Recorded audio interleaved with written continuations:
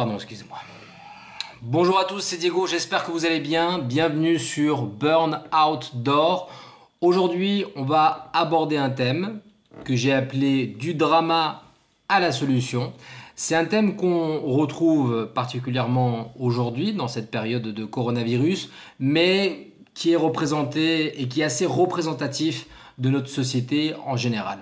Alors c'est parti.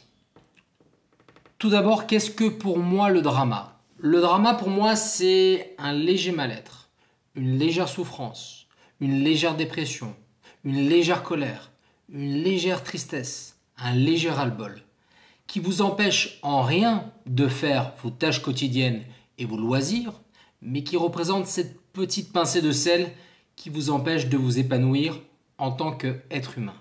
Alors pourquoi tient-on à ce drama ? Pourquoi il est si difficile de quitter ce drama ? Eh bien tout simplement parce que dans cette zone de drama, nous représentons ce que l'État, les employeurs, parfois les amis, parfois la famille et notre entourage veulent de nous. C'est-à-dire être dans la moyenne, ou on peut appeler cela être dans sa suissitude. Et dans cette moyenne, seuls les loisirs et bien-être matériel, comme les voyages, nouvelle voiture, nouvelle télé, nouvel iPhone, vont être source temporaire de libération et d'épanouissement. La plupart des gens préfèrent que vous restiez dans cette moyenne. Et pour cela, elle va avoir tendance soit à cautionner vos propos en vous disant « oui, la vie n'est pas facile, oui, c'est vrai, tu as raison, oui, si, oui, ça », ou alors en vous tirant discrètement vers le bas avec un petit « t'es sûr que tu peux le faire ? T'es sûr que tu as les capacités ? T'es sûr que c'est pas trop tôt ?» Et bien entendu, vous n'allez pas trouver de solution concrète à votre épanouissement personnel. Prenons l'exemple du drama de coronavirus. On retrouve souvent deux types de messages qui sont partagés sur les réseaux sociaux, WhatsApp ou autres. Le premier, message alerte. Restez chez vous, protégez-vous, pensez aux autres, vous n'êtes pas seul, etc., etc. Fine, on le prend. Et là, il n'y a aucune contestation par rapport à ça. Le deuxième message, message de jugement. Bande de crétins, vous pensez que c'est le bon moment de partir dans votre maison de campagne ou au bord de la mer? Vous pensez que cette épidémie sont des vacances? Bande de radins, vous ne laissez rien au magasin, etc., etc. En plus, ça rime, c'est cool, hein. Bref, qu'est-ce qu'on peut conclure? Les personnes qui auront posté cela auront fait le job, ça c'est clair, et se seront endormis avec une bonne conscience, car ils ou elles se seront libérés d'un poids qu'ils ou elles ont dû porter toute la journée. Et donc, ils ou elles sont persuadés d'avoir marqué les esprits des gens et pourront donc dormir tranquillement. Le problème, c'est que la personne qui a fait cela ne s'est pas rendu compte qu'il a contribué à alimenter ce drama et à le transmettre aux autres. Donc, le fait de poster ces jugements qui sont forts et qui sont agressifs, eh ben, ça va tout simplement continuer à alimenter ce drama et cette toxicité de cette situation. Alors, quels sont les profils qu'on retrouve souvent ? On peut avoir un profil de personnes qui ont besoin de reconnaissance et qui agissent aussi en copiant, en faisant des copier-coller. Ils se disent, si je mets le même post tout comme les autres, j'ai l'impression de m'impliquer et comme je m'implique, je suis solidaire à ce mouvement. Et je suis sûr que les autres vont me soutenir. Bingo, tu reçois 5 likes, activation de la dopamine, plus de plaisir, tu vas passer une bonne journée. Ensuite, on a un deuxième type de profil. Je dirais que c'est les personnes qui pensent être parfaites. Il y a des personnes qui sont persuadées d'être des petits anges inoffensifs venus sur Terre, persuadées que leur vie était un long fleuve tranquille, sans un seul pas de travers ou dérapage, et sont convaincus de ne jamais avoir fait du tort, ou rabaisser, ou juger, ou critiquer les gens.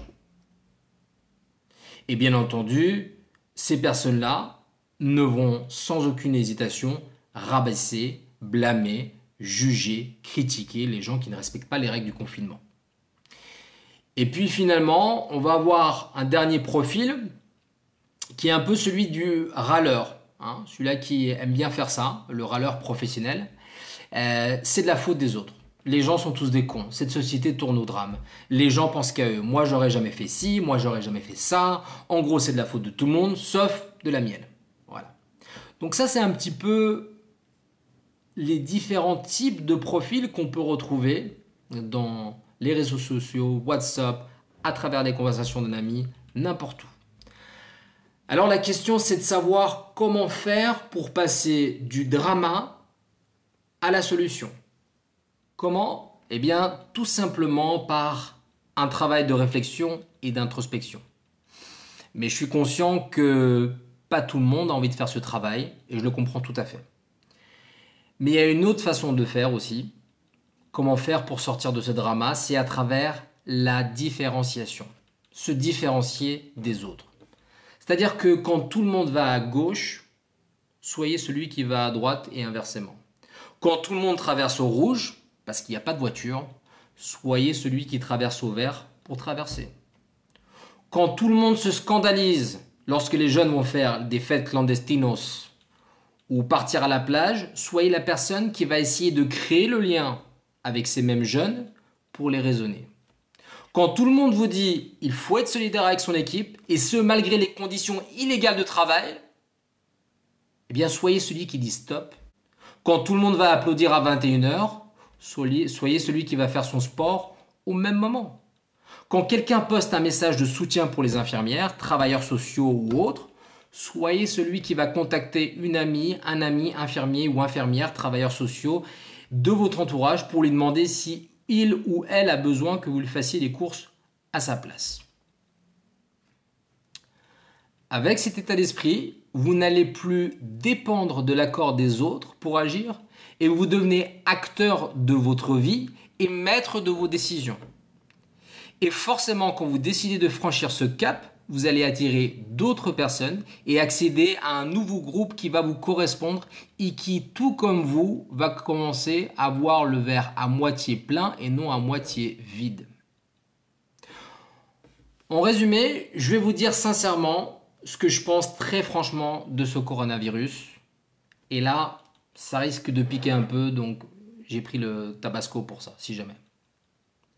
Je pense qu'on peut continuer à blâmer les gens, faire des messages d'alerte, crier, râler, les agresser verbalement et parfois physiquement. Mais malheureusement, à part avoir le soutien de votre entourage, collègues, voisins ou autres followers, ça ne va rien changer. Je pense qu'au contraire, ça va créer chez les jeunes un sentiment de rébellion qui vont les amener à dépasser encore plus loin ces limites et à s'exposer encore plus au virus et donc à retarder la reprise de la vie normale pour tous. Je pense également que si on est arrivé à là aujourd'hui, ce n'est pas par hasard. C'est aussi parce que nous sommes tous responsables les uns des autres. Et je m'inclus dedans à 200%. De près ou de loin, de ce qu'est devenue la société aujourd'hui. Nous sommes tous responsables de ce qu'est aujourd'hui la société. Et ça, c'est important de le comprendre pour pouvoir après se remettre en question. Je pense qu'également ce coronavirus est tout simplement une énorme sonnette d'alarme, de la part de notre planète qu'il faut interpréter de manière philosophique, positive et constructive. Prenez ce coronavirus, si vous êtes confiné à la maison, et j'espère que vous êtes confiné à la maison, comme une retraite spirituelle. Prenez-le vraiment comme une retraite spirituelle et d'introspection sur vous. Et enfin, je pense sincèrement que l'être humain a besoin de toucher les profondeurs les plus sombres pour enfin élever son niveau de conscience. Alors ça veut dire quoi élever son niveau de conscience? Ça veut dire être plus conscient de nos faits et gestes au quotidien.